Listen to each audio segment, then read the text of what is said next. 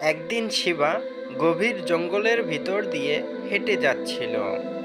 সে ছিল খুব সাহসী কিন্তু দুষ্টুও বটে। হঠাৎ করে শিবা শুনতে পায় গাছের আড়াল থেকে কেউ যেন কিছু বলছে। কে আসছো?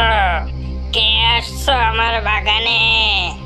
এরপরে শিবা একটু ভয় পেয়ে যায়। ঠিক এমন সময়ই গাছের আড়াল থেকে একটি ভয়ঙ্কর ভূত বেরিয়ে আসলো। এই, তুমি কে?